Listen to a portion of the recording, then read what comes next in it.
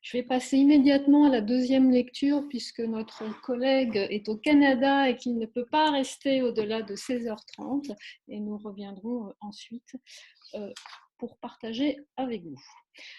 Alors, donc la seconde communication va maintenant nous présenter Kevin Solez, je l'ai vu, je crois bien qu'il est là, porte sur la manière dont les missionnaires jésuites se sont inspirés de l'Iliade et de l'Odyssée pour décrire les cultures autochtones du Canada et comment cette grille de lecture ethnographique, construite sur celle des Grecs de l'Antiquité, a influencé la mise en place de réglementations particulièrement destructrices à l'encontre de ces peuples.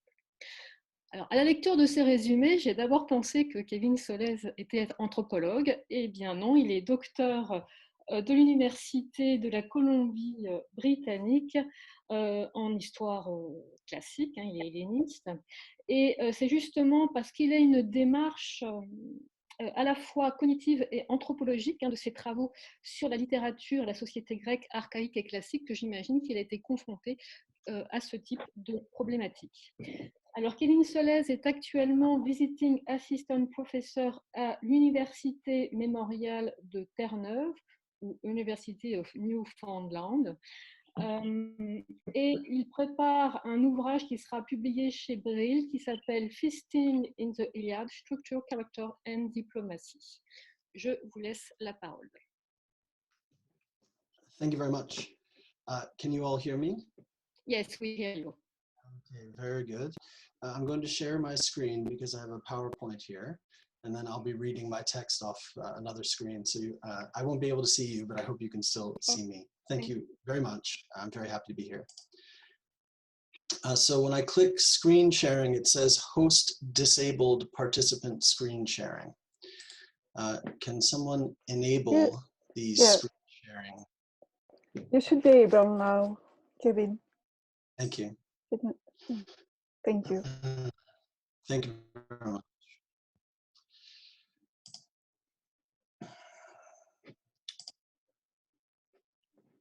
Can you see the PowerPoint slide? Perfectly, no problem. We have it.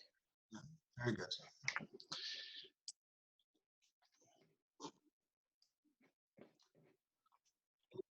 In my 2018 book chapter, The Feast and Commensal Politics, Ancient Greek Prefigurations of Anthropological Concerns, one of the things I demonstrate is that the Homeric poems have been an important influence on the first Europeans who sought to describe and understand the indigenous peoples of Canada.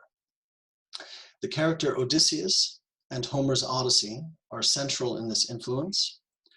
My presentation today is about Greek epic and its appropriation by early settlers to Canada, specifically the Jesuit missionaries of New France in the 17th and 18th centuries. This research seeks to engage both classical studies and indigenous studies. I hope to show that the Homeric character Odysseus, the idealization and rationalization of this character by later Greeks, and the perspectives of the Odyssey narrator on cultural difference guided Jesuit missionaries in their approach to and understanding of Indigenous Canadians in Quebec and Ontario. The fact that Odysseus and the Odyssey functioned this way had a lasting impact on Indigenous settler relations and on the conception of Indigenous peoples in colonial Canada. Odysseus becomes entwined in some of the most destructive ideas that motivated Canadian policies against Indigenous peoples. Odysseus appears as a guide in the imaginations of Jesuit missionaries as they approached Indigenous Canadians. For example, Joseph François Lafitteau was a missionary at Ganawake, Quebec, 10 kilometers from Montreal, from the years 1713 to 1718. Just one moment here, I'm fixing my screen.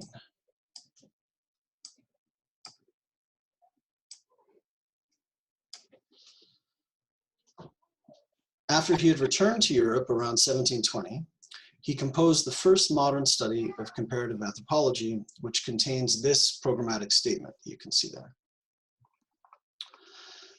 To understand precisely how Odysseus and the Odyssey narrator guided the Jesuits, it is useful to examine the ethnographic approach or the ethnographic gaze of the Greek hero. Two things are salient in Odysseus's perspective: his sense of alarm and dismay, and his unchanging inquisitiveness. His encounters with unknown peoples, gods, and monsters are accompanied by dismay and desperation. Oh, moi, go amounts to a string of expletives, despairing of his misadventures and failures that have led him to these unknown lands.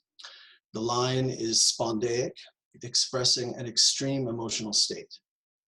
The diction and meter combine to demonstrate Odysseus's despair in encountering beings in the unknown world. This shock and despair stand in contrast to the Jesuit imagining of Odysseus, someone who, though waylaid, applied his industry to learning the ways of others and adopting desirable customs. Lafitau presents ethnography and scholarship as the purpose of Homer's poem, a remarkable reading that presents Odysseus's wisdom about the Odysseus's wisdom about the world and its peoples, which certainly feature in the text, as the reason for the text composition and its main theme. At the outset, it is good to recognize this contrast between the industrious Jesuit who sought his exile from Europe to further the mission of Christianity in lands mostly unknown to Europeans, and Odysseus, who would have preferred to return rather swiftly to Ithaca with his winnings from the Great War at Troy. The Jesuit imagines Odysseus as himself, a scholar seeking to understand new cultures, to engage in a science of humanity, and to valorize certain aspects of those cultures while working with all his might to alter the religious sensibilities of Indigenous people in Canada. The claim to have Odysseus, the rational anthropologist and explorer, as one's forebearer is not novel, but reaches back to a rationalized Odysseus employed by ancient Greek philosophers. Plato purifies Odysseus of his ambitions and praises his self-control as befitting someone who can devote himself to philosophy. Plato's self-disciplined Odysseus, devoted to contemplation, quite resembles the later Jesuit as envisioned by Ignatius of Loyola, founder of the Society of Jesus, who prized the human capacity for devotion above all else. Plato's wise, rationalized, contemplative Odysseus is the one Lafitau claims as his guide in Quebec. The second feature of Odysseus's ethnographic gaze in the Homeric poems is more closely aligned with the Jesuit imagining of him. He is avid and promiscuous in seeking contact with other peoples. He has an inquisitive character, continuously seeking out unknown lands and peoples, even as they prove time and again to be mortal threats to him and his companions. It is easy to say that he does this because he is lost and desperate for help. But we can imagine a different hero adventuring in unknown lands, making different decisions, and making it home, such as Heracles. Homer's Odysseus remains optimistic about the potential of strangers to help him, and this character trait never changes, even as he suffers numerous losses at the hands of newfound people. His companions do not share this optimism. They begin to despair at his constant enthusiasm to explore inhabited lands. We see here an essential element in the character of Odysseus that is immutable. He is very curious about new peoples and places and seeks contact with them. While he may be a, quote, traveler against his will, end quote, as Artaud has it, once driven off course, he willingly comes into contact with unknown peoples. He actively seeks out this contact for profit, aid, knowledge, conveyance, and directions. Sometimes none of these are needed. He simply strikes out because his spirit impels him to. It is part of his identity, and one of the reasons that such an epic can be organized around Odysseus. For Odysseus, but not for his companions, the potential for profit in the form of wealth or knowledge in these encounters is so great a draw that the potential for danger never outweighs it. The profit motive deserves our attention here, because Lafitau and Plato excise it from Odysseus's motivations, but Homer's Odysseus wants wealth and material assistance. Knowledge is a means to this end and not an end in itself. Though Lafitau eschews the profit motive for exploring other peoples and places, he was himself engaged in a profit-driven project to find ginseng in North America, which was successful and for which he became famous in 18th century Europe. The ethnography in the Odyssey is geographically bounded. This diagram builds on Michel de Certeau's hermeneutics of the other in the book, The Writing of History, which was elaborated for the case of the Odyssey by Carol Doherty. And I have added to Doherty's diagram further details of cuisine as a term of cultural difference. The Phoenicians, Egyptians, and we can fill in the Trojans and Lycians on the right side of the diagram here. Those others who share the geography of the Eastern Mediterranean with the Greeks are described as behaving in expected ways according to shared customs. They share a cuisine with the Greeks. The Homeric presentation of Eastern Mediterranean peoples is consistent. They are culturally distinct from the Greeks, but commensurate. Their behavior adheres to established intercultural norms of hospitality, trade, and warfare, and stable relations between individual elites are sought and maintained. After Odysseus leaves the known world, the behavior of the populations he encounters changes. They eat unusual foods, even the ultimate taboo food, human flesh, and I'm directing you to the left side of the diagram here. Geographical distance is mapped onto cultural difference, most notably in cuisine, but actually a large class of behaviors that define how peoples interact in the known world. The people of the unknown world do not go on military ventures. They do not share the customs of hospitality. They do not trade. They live as hermits and are often unaware of and unfriendly towards outsiders. Establishing the uniformitarian view of the world found later in Herodotus, as one travels in any direction from the Eastern Mediterranean, human cultures, along with geography and climate, become different, distorting and inverting the patterns of the center, especially in food culture. Here we see the essence of Polyphemus's crimes according to Odysseus: cannibalism and failure to honor strangers. Food culture brings us to another feature of Homer's ethnographic gaze, which is to posit peoples at a great geographic remove from the Eastern Mediterranean who live as if they are still in the golden age of humankind.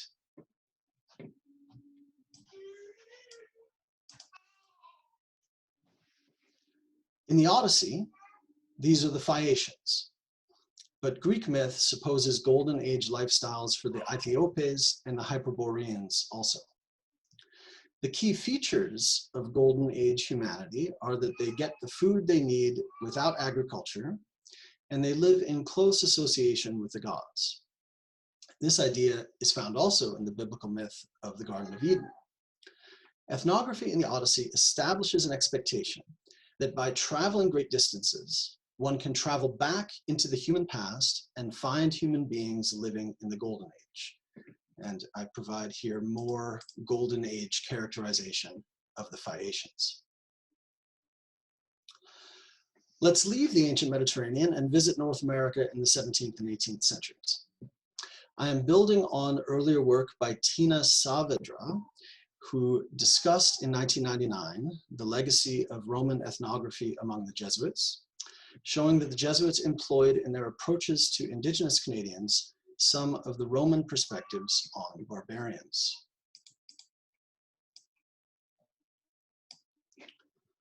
I am also building on the work of Robert Launay, who in 2018 clearly articulated the equation of Iroquois and ancient Mediterranean religion in Lafitaux's construction of a universal ur-paganism. My study treats the legacy of Homeric ethnography among the Jesuits and tries to describe in greater detail than Saavedra and Launay how precisely this classical source conditioned Jesuit thought and why they resorted to classical texts as authorities. Homeric ethnography established two key ideas that we find in the writings of missionaries in Canada. Cultures far from the center will differ in ways that invert known cultural patterns, especially in their consumption of abhorrent or taboo food, like the Lystrogonians and Cyclopes in the Odyssey, or in their immoderate consumption of food, like the Lotus Eaters. It was Jesuit missionaries that established an influential moral geography on an Odyssean model, where Western Europe in the known world of the center, or where Western Europe is the known world of the center, and the Americas are the unknown and unenlightened world of barbarism and anarchy. By traveling far from the center, westward, the Jesuits thought that they could find people who live in the first stages of humanity, getting food without agriculture in a state of pure nature. The missionaries did not, of course, allow the idea that the peoples of North America lived in closer relation to God than themselves, but they did allow that they lived closer to the time of creation. These two ideas can be expressed more negatively, which brings us closer to the experience of Indigenous Canadians. Missionaries tended to think that Indigenous foodways were disgusting, perverse, and wasteful, and that Indigenous peoples were trapped in an unchanging state of barbarism and poverty, without historical or cultural development of their own, without sufficient law or social organization, and in desperate need of intervention. Canadian history demonstrates that these ideas, when transformed into policy, were destructive to Indigenous peoples and cultures, and that was intentional. Following the Odyssean idea that cultural difference will be expressed in abhorrent cuisine, missionaries and Indian agents persistently lobbied the new colonial Canadian government to criminalize Indigenous feasts, believing them to be excessive, impoverishing, and an impediment to Christianity and assimilation. I'll show you a law now that demonstrates that these efforts were successful. And they coincided with the multifarious efforts, quote, to kill the Indian in the child, end quote, in repeated episodes of forced assimilation, such as Canada's residential schools. Jesuit missionaries who informed these later efforts imagined that they encountered Indigenous Canadians just as they always were, unchanged and unchanging, stuck in a state of nature akin to the golden age of Greek myth. We can see the direct links between the ideas found in Homeric ethnography and the perspectives of missionaries on Indigenous Canadians. This raises two related questions, picking up where Saavedra left off. Why did Jesuit missionaries see Canada in a way so consistent with Homeric ethnography? More specifically, why did Jesuit missionaries so often cite Homer and classical myths in their communications and scholarly works? To answer these questions, in my 2018 book chapter, I resorted to the commonplace that European education in the 17th and 18th centuries was rooted in classics, and that comprehending the world through a classical lens was a taught technique of analysis and critique. I want to go further today into the history of the Jesuit argumentation and into the work of Lafitau, Paul Lejeune, and Jean de Brébeuf. I think that the field of classics has yet to cope with the influence of the Society of Jesus on our discipline. The Society of Jesus was founded by Ignatius of Loyola from the Basque region of Spain in 1540. In the 1610s, there were Jesuit missionaries in Canada. His order is characterized by a militant devotion to personal discipline and to using human ingenuity tirelessly in the service of God and the Pope. He identified an educational program from the beginning of the order. The constitutions of the Society of Jesus were composed by Ignatius and other founding Jesuits and published in 1550. Chapter 5 of the constitutions is, quote, concerning the doctrine which the scholastics of the society ought to study, end quote.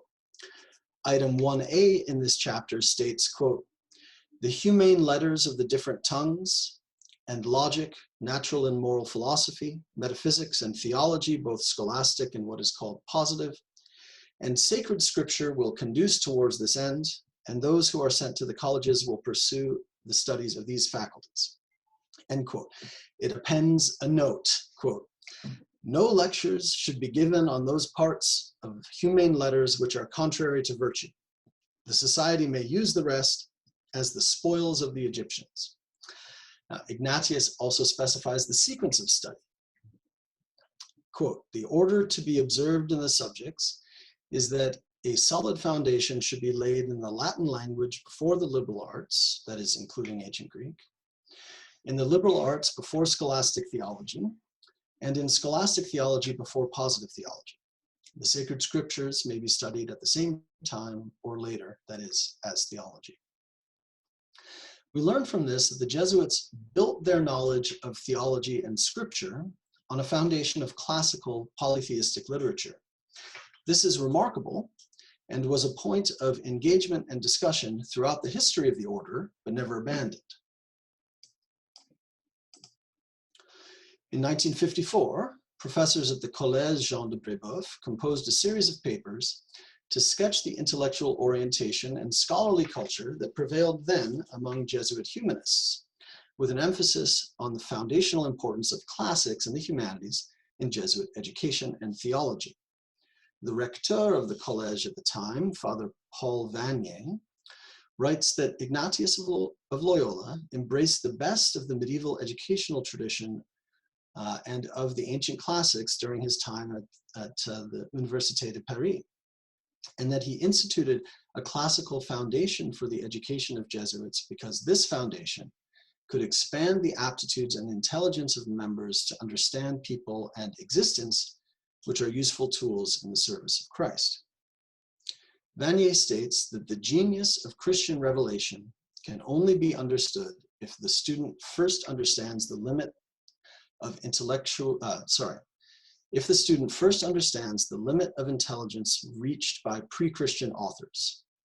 Students must become steeped in the wisdom of the Greeks and Romans to understand precisely where the Christian truth lies and to supersede the intelligence of the pagan authors. From the beginning of the Society of Jesus to the 20th century, intense classical and philological study was prescribed simply for the greater glory of God. Just precisely where the divine truth and genius lay can only be comprehended upon a foundation of the extent of human reason before revelation. Exhibit A, the Greeks. Exhibit B, the Romans. The next intellectual move made by Jesuit missionaries such as Paul Le Jeune, Jean de Brébeuf, and most articulately by Joseph-François Lafitau was that the Indigenous peoples of Canada should be Exhibit C of the extent of human reason before revelation. They found in Indigenous cultures and beliefs many features similar to the ancient Greeks and Romans, and used these similarities to argue for a universal pagan state of religion which prepared the Indigenous peoples, quite like the Greeks and Romans, to receive the revelation of Christianity. The Jesuit missionaries brought this intellectual orientation to Canada, and so they very often mention the Greeks especially as they observe the Indigenous peoples. There is a discernible pattern in these classical references that demonstrates the Jesuit style of argumentation.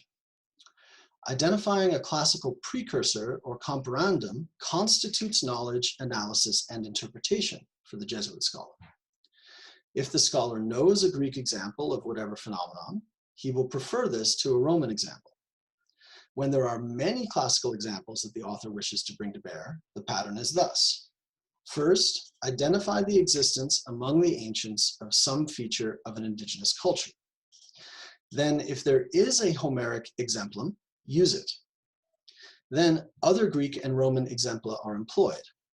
Biblical exempla may appear before or after the Roman, but in the structure of the argument, they build on the Greco-Roman evidence as Ignatius of Loyola prescribed. This style of argument is used to form the basis of knowledge of humanity and also to set indigenous peoples in a cultural continuum with the ancient Greeks and Romans and with modern Europeans.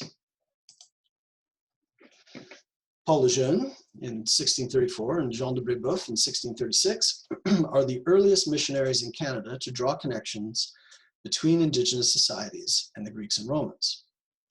Brébeuf comments on the Huron belief in the efficacy of dreams.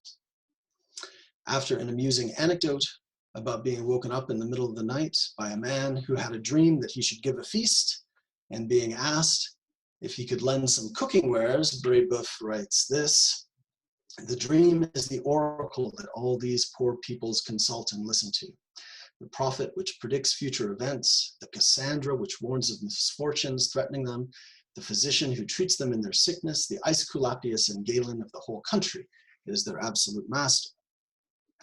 Paul Lejeune, before Brébeuf in 1634, was describing the myths of the Montagnais people and discusses their myth of the seasons. For their dwelling place, springtime and winter shared the world between them, one keeping on one side, the other upon the other. And when the period of their stay at one end of the world has expired, each goes over to the locality of the other, reciprocally succeeding each other. Here we have, in part, the fable of Castor and Pollux, and the reference ends there. So here we have Castor and Pollux, do we? Underlying this is an idea that gets fully developed by Lafitau a century later. Indigenous Canadians are identical to the pre-Greeks from whom the Greeks emerged, that is, the peoples of the Golden Age.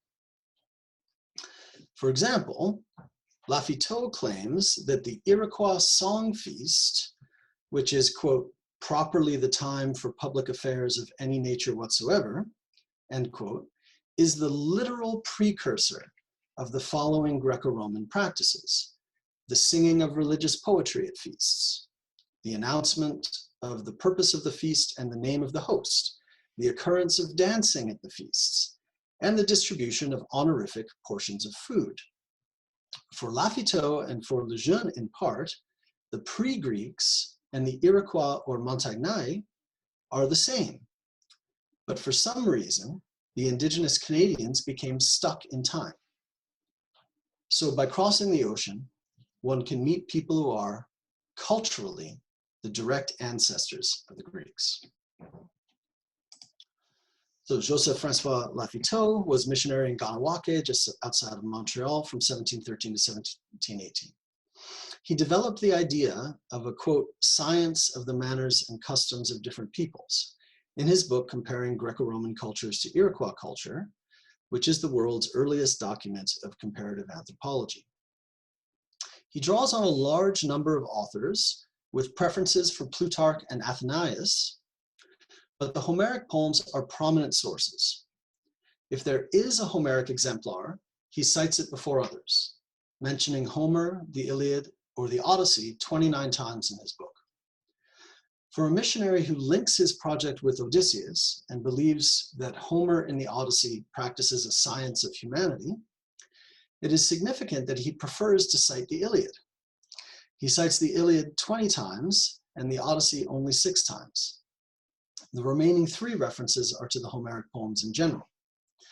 The reason for his preference for the Iliad, I speculate, is the emphasis placed on it by Lafitau's teachers, as classic students today often have uneven education in the epics.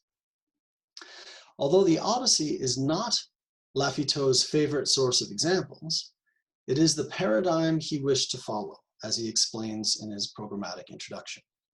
Here we see him relating the Iroquois to the Phaeacians, Homer's Golden Age people in the unknown world.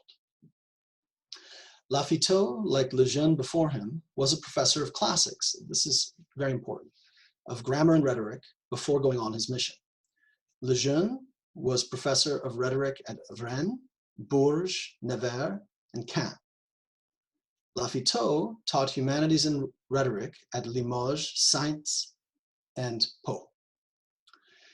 Here we have professional classicists, not just people educated in the classical tradition, playing a role in shaping Indigenous settler relations and in the shaping of the image of Indigenous North Americans for Europeans. This is one of the issues I point to when I say that the field of classics has not sufficiently coped with the Jesuit legacy. This kind of decolonial work within the field of classics in Canada began some time ago, and the cultural nexus I am articulating here is rich ground for future work. French Jesuits, Indigenous Canadians, and classical cultures brought in as the foundation of relatability. My research project will continue with the search for more documents where missionaries and Indian agents lobby the government to enact policies restricting Indigenous culture to demonstrate more clearly the persistence of the Odyssean ideas. The Jesuits were more invested in the humanity and intelligence of Indigenous peoples than other branches of Christianity. But nevertheless, the classicizing work they did to elevate Indigenous Canadians in the minds of their audience served to position them in a place where Indigenous cultures were worthy of being destroyed because the peoples themselves had attained the level of reason that was the necessary ground for revelation. Destruction of culture for the salvation of souls is recognized in Canada today as cultural genocide. And the Canadian government has acknowledged that it supported this genocide along with the church, especially in its policies of compulsory education for Indigenous peoples at residential schools, where many children were beaten, raped, and killed. Because of the damage these policies and their legacies have done in Canada, it is our responsibility as classicists to identify and acknowledge how the cultures of our expertise were used to create the condition where such abuses were possible. It is also an excellent opportunity to open the field up to the critique of our students. My students very much appreciate critical reflection on the past of this oldest academic discipline. Students from all backgrounds, but especially students of color, are energized by the potential for new research on the classical tradition as a historical force that impacted colonized peoples. If we are to succeed in decolonizing classics, we must make a place for these students and these perspectives in the discipline so that they can be the innovative professors creating knowledge about the ancient Mediterranean and its legacies in a few years' time. The Jesuit education in the classics set up expectations of what kinds of peoples the European missionaries would find in North America. They thought they would find and went looking for peoples still in the golden age of humankind, unchanged through millennia, and peoples whose cultures would differ from the European in extreme ways, especially with regard to food and feasting. These ideas appear first in Homer's Odyssey and came to Canada with the Jesuits. They became persistent orientations towards Indigenous peoples for settlers. As policies, the ideas were the means by which to deny Indigenous peoples agency and rights because, according to the settlers, they desperately needed to be saved from their natural state of barbarism. The policies disrupted and criminalized Indigenous food systems and economies, starting with the missionaries' Odyssean idea that Indigenous Canadians existed in an unchanging state of nature. Colonial governments deprived the Indigenous past of any value whatsoever. The colonizers denied that there was an ancient history of Canada, and even today that phrase sounds novel. All this harkens back to the missionaries who thought they would find people who feasted like cyclopes, trapped in a golden age state of nature from which they had to be saved by Christianity. Thank you very much. Thank you.